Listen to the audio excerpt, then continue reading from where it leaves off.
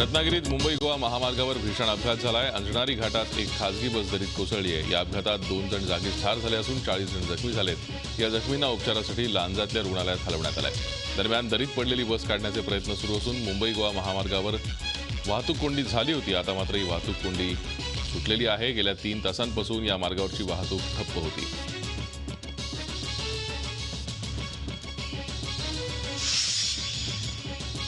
Supreme कोर्टाच्या आदेशांचा अवमान करणाऱ्या दहीहंडी पथकांना आज सकाळी 11 वाजता नौपाडा पोलिसांनी चौकशीसाठी बोलावलंय। या सर्व दहीहंडी पथकांना पोलिसांनी नोटीस पाठवली आहे। गणेशोत्सव अवघ्या काही तासांवर आला असताना पोलिसांनी नोटीस पाठवल्यानं गोविंदा पथकांमध्ये नाराजी आहे।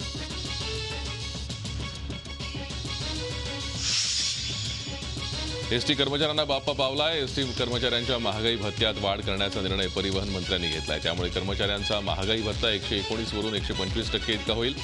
जानेवारी ते ऑगस्ट 2016 या महिन्यातील महागाई भत्त्याच्या थकबाकी रकमेपैकी 25% रक्कम ऑगस्ट 2016च्या वेतनात रोखीने दिली जाणार आहे। महागाई भत्त्याची वाढीव रक्कम सप्टेंबर महिन्याच्या वेतनात रोखीने दिली जाईल।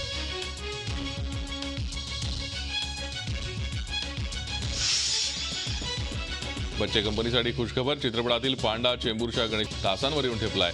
मंडपात सजावटीवर अखेरचा हात फिरवणं सुरू आहे। चेंबूर टिळकनगरमधील सह्याद्री क्रीडा मंडळानं यावर्षी चीनच्या पांडा विलेजची प्रतिकृती तयार केली आहे। लहान मुलांचं खास आकर्षण यावर्षी तयार करण्यात आलंय।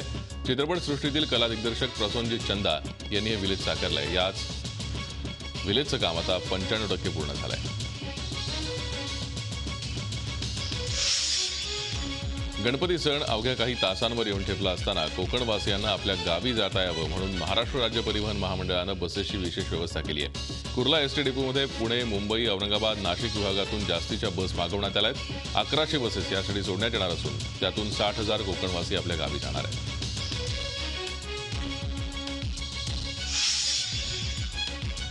ठाण्यात विलास शिंदे घटनेची पुनरावृत्ती होता होता टळली आहे। एका वाहतूक पोलिसाला बोनेटवर बसवून फरफटत नेण्यात आलाय।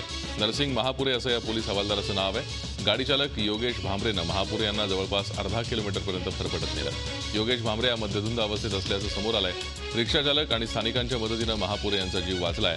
या घटनेनंतर ठाणेकरांमध्ये प्रचंड आक्रोश आणि संतापाचं वातावरण आहे। अहमदनगर जिल्ह्यात वाळू माफियांनी आता थेट पोलिसांवरच हल्ला चढवलाय। संगमनेर तालुक्यातल्या प्रवरा नदीच्या पात्रातून विनापरवाना वाळूची वाहतूक करणारा ट्रॅक्टर पोलीस स्टेशनला घेऊन जात असताना पोलिसांवर वाळू माफियांनी हल्ला चढवला। 9 वाळू तस्करांनी पोलिसांना रस्त्यात अडवून बेदम मारहाण केली तसंच ट्रॅक्टर अंगावर चढवण्याचा प्रयत्न केला। या प्रकरणी 9 वाळू तस्करांच्या विरोधात गुन्हा दाखल केला असून 3 जणांना अटक करण्यात आली आहे। संगमनेर तालुक्यातील धांदरफळ येथील प्रवरा नदीच्या पात्रातून बेकायदा वाळू उपसा सुरू असल्याची माहिती तालुका पोलिसांना मिळाली। त्यानंतर रात्री 9 वाजण्याच्या सुमाराला पोलीस पथकानं प्रवरा नदीच्या पात्रात एक वाळूचा ट्रॅक्टर जप्त केला। हा ट्रॅक्टर पोलीस स्टेशनला नेत असताना वाळू तस्करांनी या पोलिसांच्या पथकावर हल्ला केला। संगमनेर तालुक्यामध्ये काल धांदरफळ या गावी वाळूची चोरटी वाहतूक होणार आहे किंवा करणार आहेत अशी माहिती मिळाल्यावरून 3 पोलिसांचं पथक काल रात्री 9 वाजताच्या सुमारास गेलं होतं। त्यामध्ये एक ट्रॅक्टर वाळूची चोरटी वाहतूक करताना मिळून आला।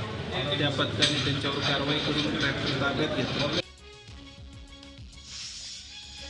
सायन पनवेल महामार्गावर चेंबूर येथे शिवाजी महाराज चौकात पोलिसांच्या पथकाला पेट्रोलच्या टँकरनं धडक दिल्यानं 6 पोलीस जखमी झाले। यात 3 महिलांचा समावेश असून सुखदेव कोळेकर हे पोलीस कर्मचारी गंभीर जखमी आहेत। टँकर चालक महादेव पवार याला गोवंडी पोलिसांनी अटक केली आहे। चेंबूरच्या शिवाजी महाराज चौकात पोलिसांचं पथक कर्तव्यावर असताना भरधाव आलेल्या पेट्रोलच्या टँकरनं पाठीमागून धडक दिली। सुखदेव कोळेकर, अरुण सोनी, रामदास चारोस्कर, सुनीता माने, सुरेखा पवार, SD सानप अशी जखमी पोलिसांची नाव आहेत।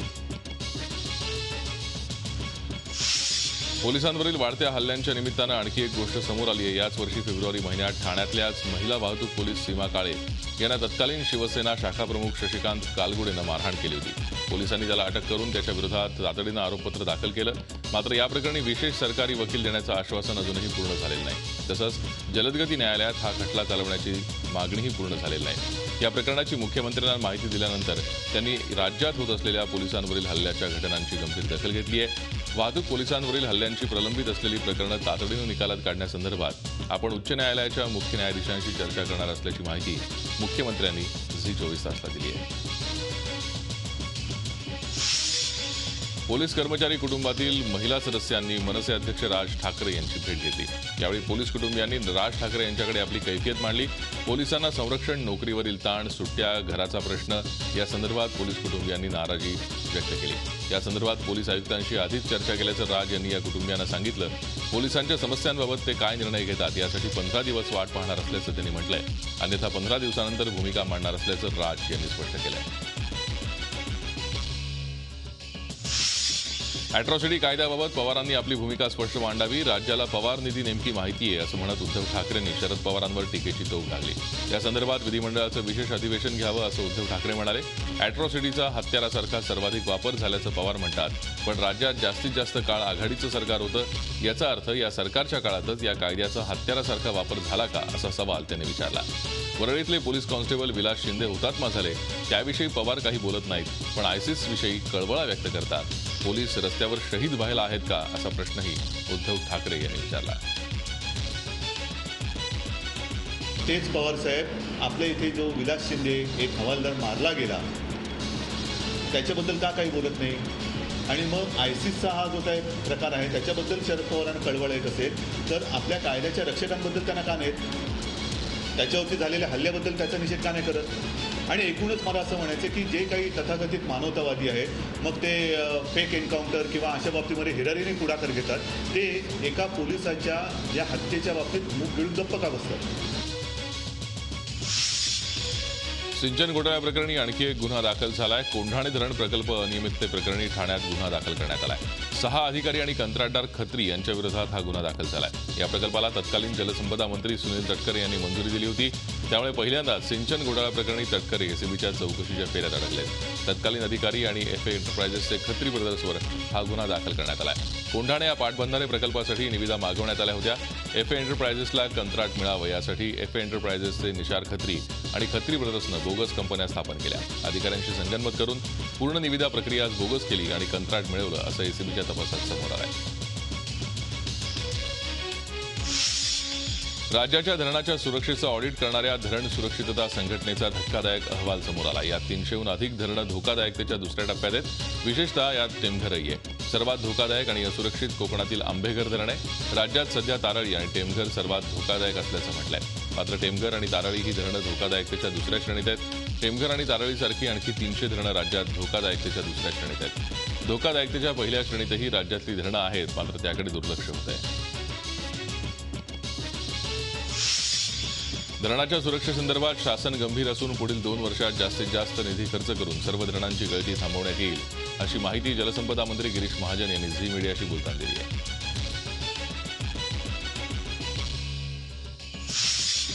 अॅट्रॉसिटीचा कायदा कोणत्याही परिस्थितीत रद्द होणार नाही, मात्र याचा गैरवापर होऊ नये यासाठी आपण स्वतः लक्ष घालणार आहे असं विधान रामदास आठवले यांनी केलं। त्याचबरोबर दलित, आदिवासी आणि ओबीसी यांच्या आरक्षणाला धक्का न लावता आरक्षणाची मागणी करणाऱ्या मराठा समाजासह अन्य जाती जमातींना 25% आरक्षण दिलं जावं यासाठी वेळप्रसंगी कायद्यात बदल करावा लागेल। यासाठी पंतप्रधानांना भेटणार आहे अशी माहिती केंद्रीय सामाजिक न्याय मंत्री रामदास आठवले यांनी दिली। कोपर्डीतल्या घटनेच्या निषेधार्थ मराठा समाजानं परभणीतही महामोर्चा काढला। परभणी जिल्हाधिकारी कार्यालयावरती हा मूकमोर्चा काढण्यात आला। या मोर्चात लाखोंच्या संख्येनं मराठा समाजातले नागरिक सहभागी झाले। या मूकमोर्चात महिला, मुली, महाविद्यालयीन तरुण-तरुणी, आबालवृद्धांसह लाखो मराठा बांधव अतिशय शिस्तीत मोठ्या उत्स्फूर्तपणे सहभागी झाले। जिंतूर रोडवरील नूतन महिला महाविद्यालयापासून निघालेला हा मोर्चा थेट जिल्हाधिकारी कार्यालयावर येऊन धडकला। राज्यात आतापर्यंत झालेल्या मोर्चांपैकी परभणीचा मूकमोर्चा सर्वात मोठा असल्याचं बोललं जात आहे।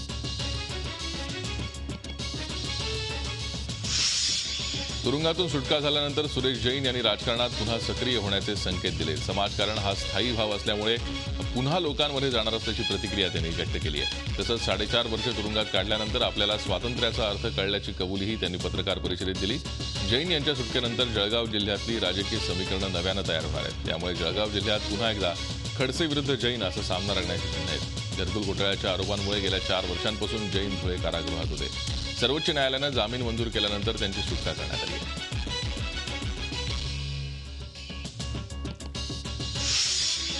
जायकवाडी धरणातून अखेर बीड जिल्ह्यातील माजलगाव धरणामध्ये पाणी सोडण्यास सुरुवात झाली आहे। शुक्रवारी रात्री उशिरा जायकवाडी धरणाच्या उजव्या कालव्यातून 200 क्युसेक्स इतक्या पाण्याचा विसर्ग सुरू करण्यात आला आहे। सुरुवातीला दोन्ही कालव्यातून 200 क्युसेक्स म्हणजे 400 क्युसेक्स इतक्या वेगानं माजलगाव धरणाकडे पाणी जाईल।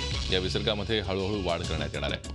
माजलगाव धरणात 4.5 टीएमसी पाणी सोडण्याचा निर्णय झाल्याप्रमाणे पाणी सोडण्यात येणार आहे। जायकवाडीत सध्या 66% जलसाठा आहे। 33% पुढे जलसाठा असेल तर पाण्याचा विसर्ग करता येतो। औरंगाबादमध्ये रोजच्या खड्ड्यांच्या संख्येत वाढ होतीये, मात्र महानगरपालिका याकडे दुर्लक्ष करत असल्यानं महाराष्ट्र नवनिर्माण सेनेकडून खड्डे वाचवा बक्षीस मिळवा असं अनोखं आंदोलन करण्यात आलं। खड्डे चुकून गाडी चालवणाऱ्या दुचाकी चालकाला कमरेचा पट्टा, मानेचा पट्टा, मेडिकल किट भेट देण्यात आली। रंगार गल्ली सिटी चौक रस्त्यावर हे अनोखं आंदोलन करण्यात आलं। सिटी चौक हा शहरातला सर्वात जुना भाग असून गणपती उत्सवात या रस्त्यावरून शहरातील मुख्य मिरवणूक जाते। गणेशोत्सव 1 दिवसांवर आला असताना महानगरपालिका मात्र खड्ड्यांच्या मुद्द्याकडे दुर्लक्ष करत असल्यानं मनसेतर्फे हे आंदोलन करण्यात आलं।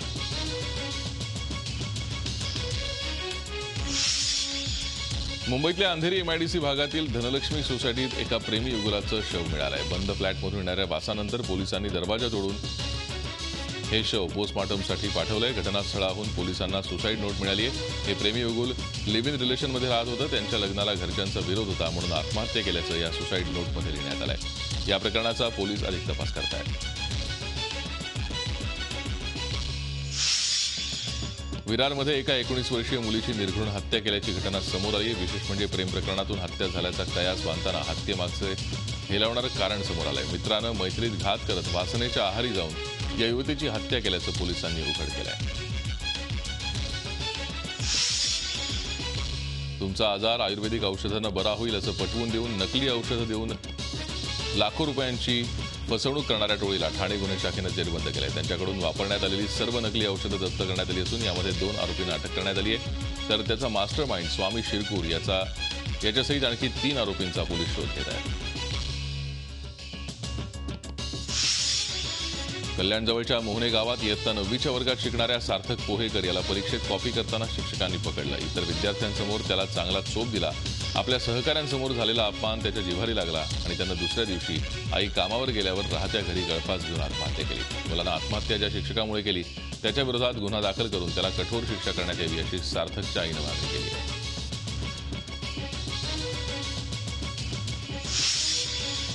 ज्येष्ठ कामगार नेते शरद राव यांना कामगारांनी अखेरचा निरोप दिला। त्यांच्या अंत्यदर्शनासाठी मुंबईतल्या कानाकोपऱ्यातून हजारोंच्या संख्येनं कामगार आले होते। गोरेगाव येथील त्यांच्या राहत्या घरातील परिसरात त्यांचं पार्थिव अंतिम दर्शनासाठी ठेवण्यात आलं होतं। त्यांची अंत्ययात्रा घरापासून एमजी रोड सिद्धार्थ रुग्णालयामार्गे ओशिवऱ्यापर्यंत काढण्यात आली।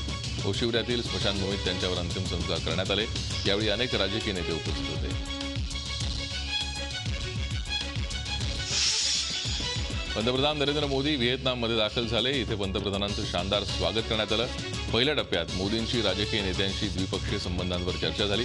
संरक्षण क्षेत्रातील काही मुद्द्यांसह सुरक्षा व्यापारावर चर्चा झाली। भारत आणि व्हिएतनाम दरम्यान यावेळी 12 करारांवर स्वाक्षरी झाली। रक्षा, स्वास्थ्य आणि अंतराळ क्षेत्रासंबंधी करार झाला। व्हिएतनामचे पंतप्रधान झुयान फुक, अध्यक्ष ट्रायन दाई क्वांग आणि कम्युनिस्ट पार्टी जनरल सेक्रेटरी यांच्याशीही मोदी संवाद साधणार आहेत। ओएनजीसीच्या व्हिएतनाममधील काही प्रकल्पांबाबत निर्णय होण्याची शक्यता आहे। 15 वर्षांनंतर भारतीय पंतप्रधान व्हिएतनामच्या दौऱ्यावर आहेत। दरम्यान मोदी आज व्हिएतनामहून चीनला रवाना होतील। त्यानंतर 4 आणि 5 तारखेला चीनच्या हाँगझोऊ शहरात G20 देशांची वार्षिक परिषद होणार आहे। यात पंतप्रधान सहभागी होणार आहेत। याच बैठकीच्या पार्श्वभूमीवर मोदींची अनेक देशांच्या प्रमुखांशी समोरासमोर चर्चा होणार आहे। त्यात मोदी ओबामा भेटीकडे प्रामुख्याने लक्ष असेल। काश्मीर मुद्द्यावर सर्वपक्षीय मतं विचारात घेतली जाणार असल्याचं केंद्रीय गृहमंत्री राजनाथ सिंह यांनी म्हटलंय। गेल्या 2 महिन्यांपासून काश्मीरमध्ये सुरू असलेल्या हिंसाचाराच्या पार्श्वभूमीवर सर्वपक्षीय शिष्टमंडळ रविवारी श्रीनगरला जाणार आहे। याच दौऱ्याआधी सर्वपक्षीय बैठक पार पडली। या बैठकीला काँग्रेस नेते अंबिका सोनी, गुलाम नबी आझाद, केंद्रीय मंत्री जितेंद्र सिंह, शरद यादव, असदुद्दीन ओवैसी, सीताराम येचुरी यांच्यासह विविध पक्षातले नेते सहभागी होते।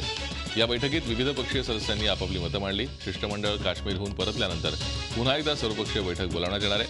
हुरियतलाही काश्मीर प्रश्नी चर्चेत निमंत्रण पाठवावं अशी मागणी माकप नेते सीताराम येचुरी यांनी केली आहे। एमआयएमचे खासदार असदुद्दीन ओवैसी यांनी येचुरी यांच्या मागणीचं समर्थन केलंय, तर काश्मीर प्रश्नी सर्वपक्षीय सदस्यांचं मत सरकारनं विचारात घ्यावं असं गुलाम नबी आझाद यांनी म्हटलंय।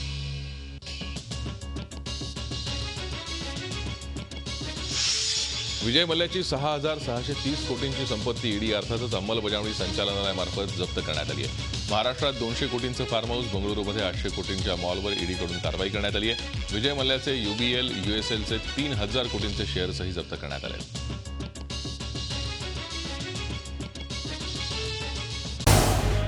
झी 24 तास रहा एक पाऊल पुढे.